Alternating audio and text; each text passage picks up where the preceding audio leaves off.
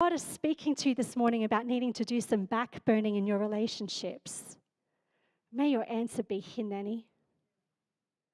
Because when we hit the bullseye, all the other things are better. Sometimes we believe the enemy's lie that God is a killjoy. He wants to take away good things from us. That's what the fall was, Adam and Eve. Eve was sure that God was holding out on her, that there was something better for her that God was trying to stop her from enjoying. And sin entered the world. And the same lie comes to us with the opportunity for us to believe it or to say no to it, which is that God is a killjoy, and when he asks us to give something up, he's taking good things away from us. But let me tell you, in all my life, there has not been one time when I have said no to something because Jesus asked me to that I regret it. Not once. When he's called me to forgive someone, when he's called me to give something, when he's called me to lay something down, do I ever have a moment where I regret it? Because when you say yes to Jesus, even if it means saying no to something else, to say yes to him, everything else is better. Because what he has planned for me is better than what I could ask or think or imagine ever. When you say, Jesus, I want friendship with you more than I want friendship with any of these other people, because I trust you that you will fill every gap and every need, every legitimate need that I might be trying to fill in illegitimate ways. That's called lust or idolatry, where we're looking to people or things to fill the real needs that we have that God gave us, but he was meant to fill them. When I say, God, I want to be a friend with you more than I want those things, that's me saying, God, I choose you because you chose me first, and I trust that you will work it all out for my good and for your glory. And let me tell you, he does. You know, his presence is his plan for us. And I don't want anything to get in the way of that, of me being in his presence. His presence is the prize. It's his plan for us. And when I think about that, his presence is the prize, I think of Abraham and Sarah, where Abraham is asked to do the unthinkable thing of sacrificing his only son. The son that he prayed and waited desperately for decades. The only son he had. There is no plan B when you're 90 years old. This is it. You know, if I were Abraham and Sarah, I think I would want to wrap that kid in bubble wrap, not sacrifice him. But God asks him, and before he even tells him, he says, Hineni, before he even says what he's about to ask. And this is where God is able to restore what he did in the Garden of Adam and Eve, where they lost the presence of God because they chose sin over Jesus. They felt that he was holding out on them, so they chose sin instead of God's plan, and they weren't in his presence anymore. But Abraham had the opportunity to live in God's presence, and so that was more important to him. His obedience was the only option because he had to stay in God's presence. So at this time, Isaac was either, some scholars say 15 years old. He wasn't this little kid that we sometimes see in the Bible stories. He'd lived with them quite some time. He was the heir. He was the seed carrier for that generation, blessing of legacy that was meant to continue. He was either 15, or some scholars say he was the same age as Jesus. We don't know, but he'd been with them for some time. And Abraham, he says, Abraham, I need you to sacrifice Isaac on the altar. And you don't hear Abraham negotiate, do you? You don't see him going, what on earth are you thinking, God? You gave him to me. You promised him to me. Why should I give him back? You don't hear anything other than, Lord, I am willing without hesitation or distraction to do whatever it is you've asked of me because I love you. Hineni. And so the next morning, he didn't even delay. The next morning, Abraham took Isaac up to Mount Moriah and he places him on the altar, so assured of who God is, such faith that he had, that even if he were to sacrifice him, he knew that God would raise him from the dead. What faith and trust he had knows that God has proven himself to him as worthy of trust. He was such a friend of God that he knew and trusted God as the giver more than the gift. He wanted to preserve his relationship with the giver more than the gift.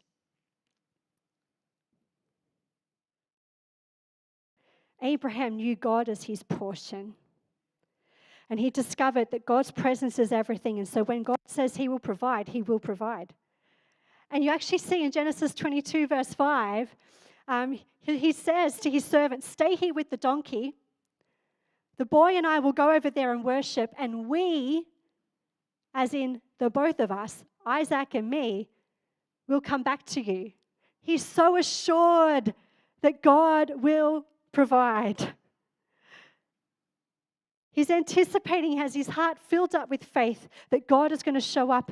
And as Isaac says that day, he himself is carrying the wood for the fire that he's about to be placed on. He says, "Father, where is the sacrifice?" And Abraham said, "God will provide."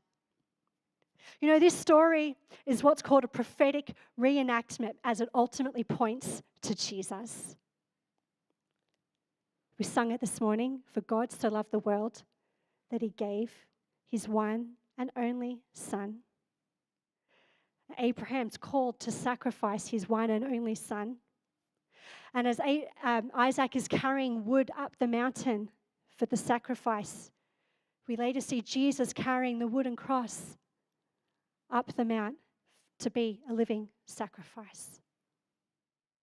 And as the story unfolds with Abraham and Isaac, the scriptures say that as Abraham lifted the knife, God called out to him to not harm the boy. And he revealed to Abraham that there caught in the thicket was a ram, a male lamb that Abraham would sacrifice instead. Then we later see Jesus, the perfect, spotless Passover lamb, sacrificed for the forgiveness of sin of all mankind. We see God with skin on. His name is Emmanuel, God with us. His presence is the prize. Jesus blesses us with relationships because he wants us to live in relationship. We are better with good relationships. And his plan is that people are better because they're in relationship with you. But when Jesus calls us, when God calls us to say maybe that relationship is not right for you, or maybe you need to remove the access that they have, the level of access that they've got for you, you need to move them to an outer circle, then our answer needs to be, "Hineni, yes, Lord," because you have proven yourself trustworthy, that your ways are better. I can backburn with confidence and faith, knowing God will provide. Just like how Abraham was a friend of God, and so there was no disobedience that he was going to allow to get between him and God. He'd done that before and saw it doesn't work. Equally, God had proven himself trustworthy. So I want to pray. If you could all close your eyes and just get quiet on the inside so you can hear God speaking directly to you. God, I thank you that you give us wisdom. That you know the power that friendships have. That you can either draw us closer to you and draw others around us closer to you, or they can see us distracted or hesitating or drifting. God, help us to love people and truth. Help us to pursue you and your presence. That we would live in your presence in every situation and in every relationship and in every longing, in every mountain, in every valley. You promise you will provide. You offer us your presence. You give us the opportunity to love you with obedience and trust. God, I thank you that you never disappoint, that you are true to your word, you are true to your promise, you will provide. Help us to be wise in our relationships and who we are influencing and who we allow to influence us, that you would be glorified. In Jesus' name, amen. Amen.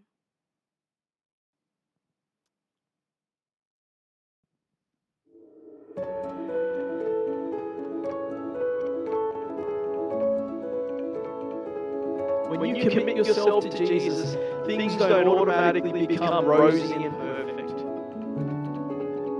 But what you will find is that you have a hope that carries you through all of the circumstances. You have a hope that can sustain you, a hope that will help you persevere, a hope that will encourage you and give you a purpose that is greater than what you currently feel you have.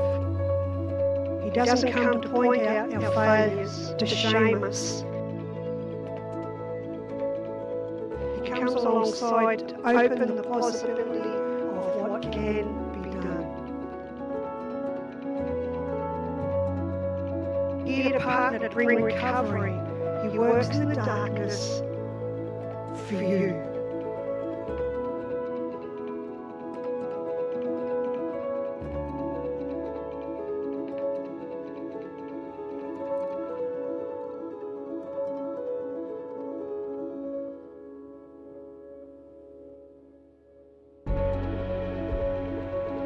This may be the darkest night, season of your life. We go through those times. But the Holy Spirit comes along and says, I have been working for your recovery. I am here to meet you at the point of your distress.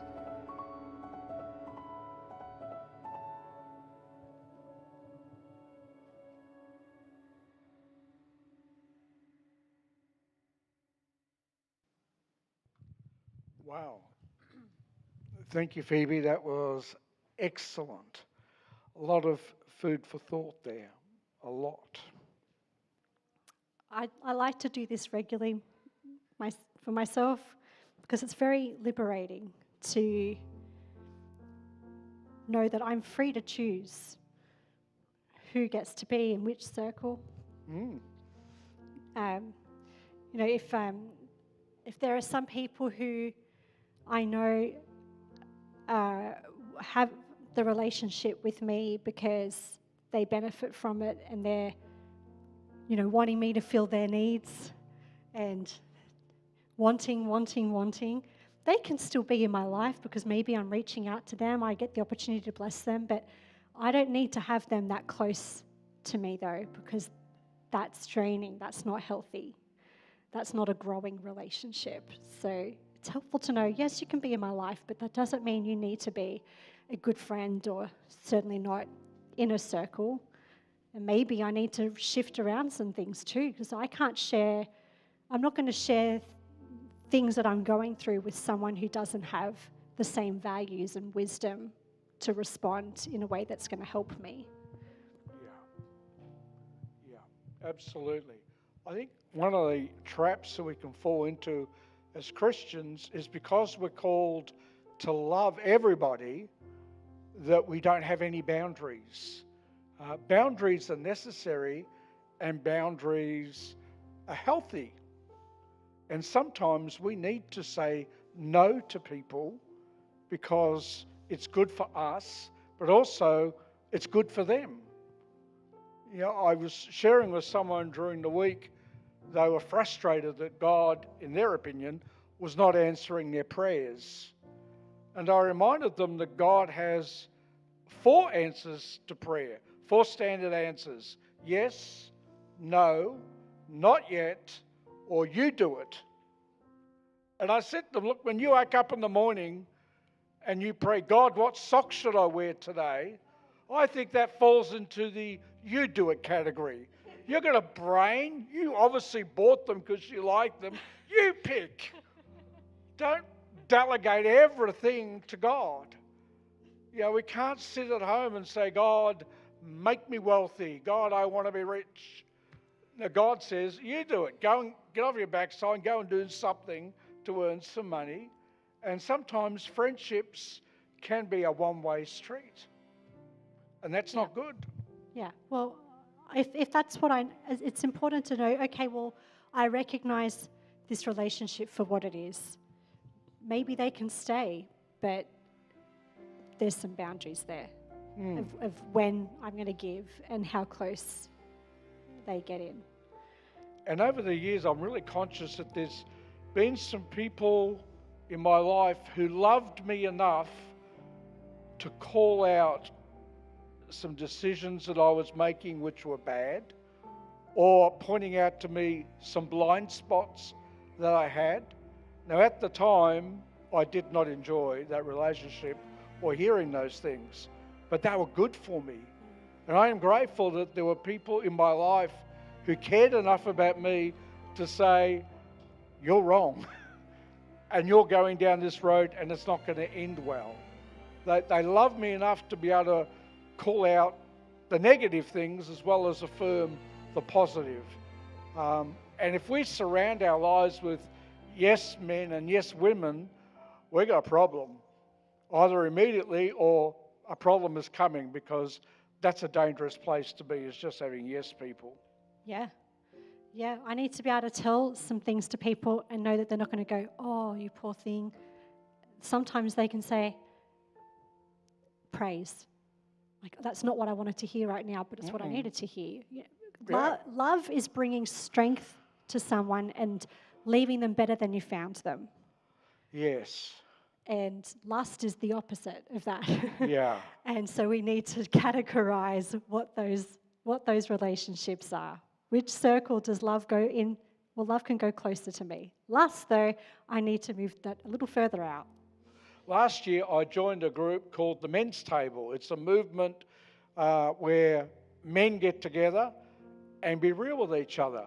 And I joined it because I wanted to have the opportunity to share Christ with people that don't know him. And that was one way I knew I can immediately have 12 other men who I can speak into their lives. But some of those, we become reasonably good mates. Not all of them. They really live the circle illustration well. There's some, they're on the outer. They're on the And everything I can't see else, that they're ever everyone going to else come in category. very, very far. But it was so gratifying at the last meeting. I invited one of the guys out for coffee because he went overseas to see his brother, and they were so close. But while he was there, his brother unexpectedly died. And this guy is really struggling in his grief. And so I took him out for coffee and we had a chat. And the last meeting, he said, look, I can't believe how helpful and how grateful I am for the coffee I had with Rick in talking about grief. And I thought, that is so good. I would never have known this guy unless I'd made the effort to put myself out there. And God gave me the opportunity to be able to share with this guy. And I got to tell you, it took about 4 months for them to relax. The moment they heard there's a minister in the group, someone said, oh, does that mean we can't swear anymore? Does that mean no more beer, we have to have lemonade? I said, boys, just relax. I said, when I'm here, I want you to call me Rick. I don't want to hear the P word. A pastor is what I do. It's to a degree who I am, but it's not all of me. I'm a human being just like you, and I don't want you to act weird around me because you think I'm weird. And it took a while for them, but they've done that. They've relaxed, and some of them are quite surprised that I have opinions about politics and relationships and things like that. I'm a normal person. But they're a great example of the circles. My wife just said there's nothing normal about me. Now, put in the comments there, please, people. Should I be offended? Should she be moved to a different circle? Should I be concerned? What would you think if your wife said to you, there's nothing normal about you? You know what the horrible thing is? She's right. She's right, yes. There's a saying, the only such thing as normal is on a washing machine cycle. normal wash. Something, it sounded better when I read it. But anyway. That's actually a bad illustration, you know. How? Well, when Carrie Ann was in hospital with her ankle, I was left in charge of the washing. And you've got no idea how daunting it is to look at this dial with about 15 different programs and 3 different places you can put powder. It was stressful. There's nothing normal about a washing machine. It may have a normal cycle, but it's kind of like trying to fly a plane, I think. There's so many, well, maybe not that extreme. Lance says normal is boring, Rick. Good on you, Lance. I agree. Normal is boring. Yeah.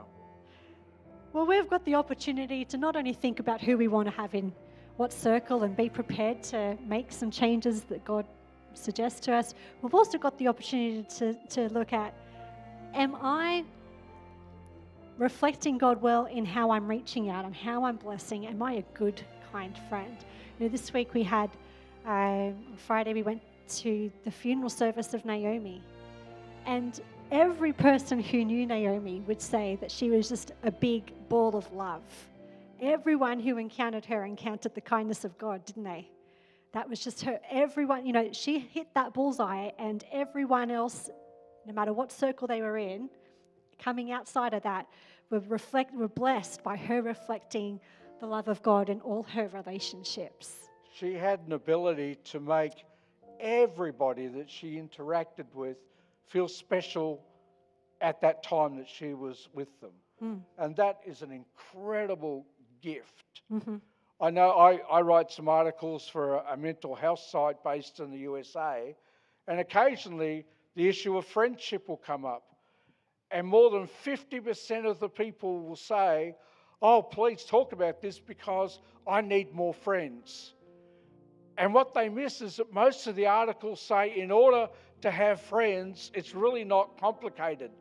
Be friendly. Be friendly and you will have friends. We have to take the first step. If you're hanging back waiting for people to be friendly with you, you're going to be disappointed. Probably not going to happen. Not to the degree that it could happen. To have friends, we need to initiate by being friendly. Yep. And remember that we've got the opportunity to be friends with people who are different to us. If you look at the people who followed Jesus, his close friends and his outer circle who even followed him, all the transformations that took place, they started with Jesus inviting them in and being their friend. Yeah. It all started with friendship. Prejudice, bias, judgment has no place in the Christian's life. God does not give us any room for racism in the Christian life. He doesn't say it's okay to be prejudiced and hate a certain group of people or people of a different political persuasion to us. Mm-hmm. That's something we have to constantly fight, because in God's eyes, we're all equal. Mm-hmm. God's colorblind. Yeah. Absolutely. He doesn't look at the skin of a person and make a judgment based on that skin. Only weak humanity does. And frankly, it's offensive to God and to me. Yeah, we're all made in his image. So how dare we demean that? Yeah.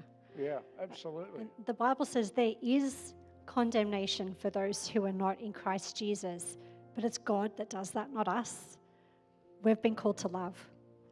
You know, one of the things I've noticed in a lot of what I would call man-made religions is how men are elevated to a higher status than women. And that's so wrong. Whereas in Christianity, they're on equal pegging. Women are just as important as men and just as effective in ministry as men. Sometimes, in some ways, much more effective than men. Women listen to people much better than what men do. That's not a bias, it's just a well-established fact.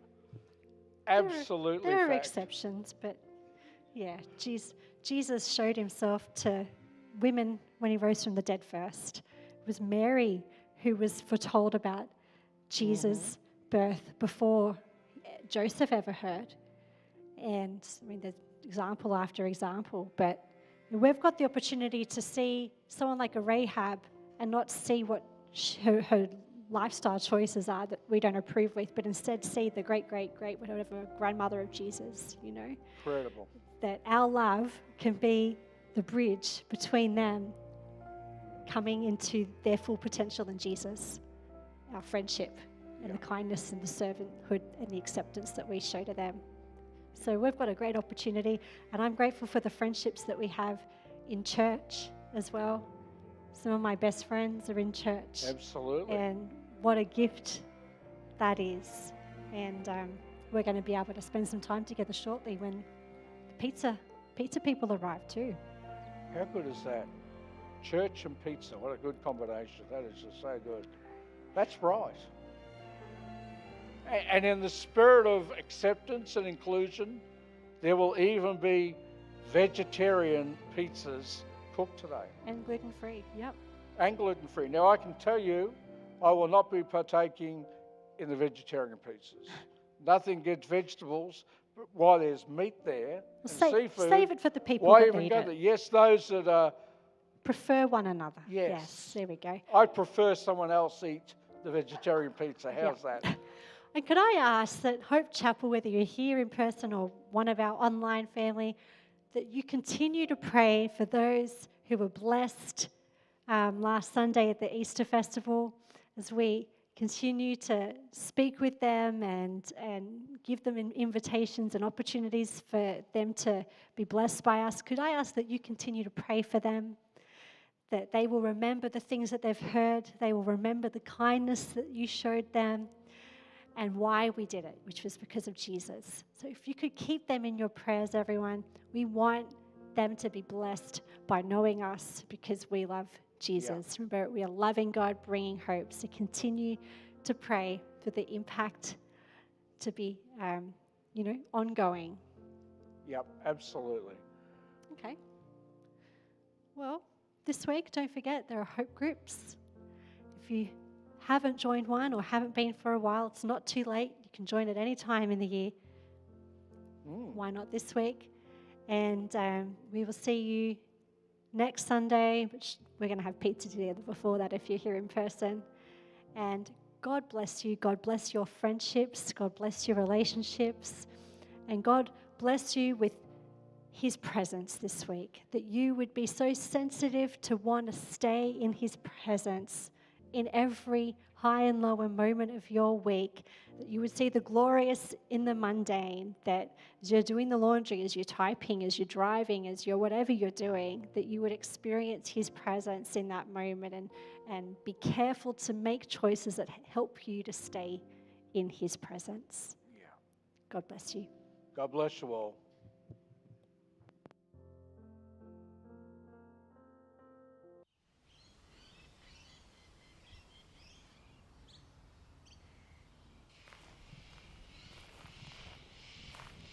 Everybody's got a blank page, the story they're writing today, a wall that they're climbing. You can carry the past on your shoulders. You can start over regrets, no matter what you've gone through. Jesus, He gave it all to save you.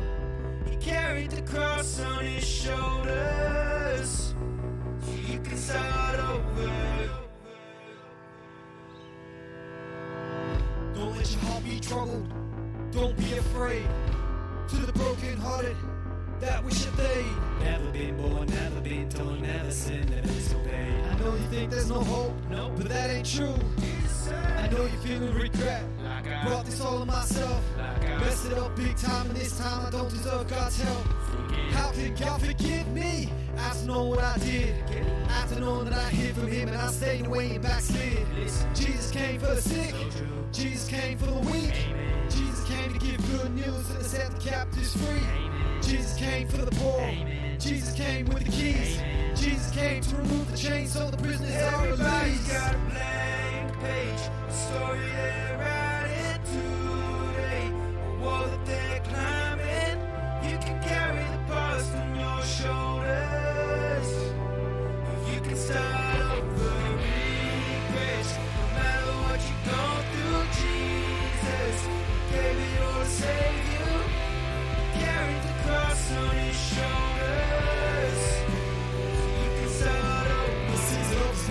ocean floor. Run to his arms like an open door.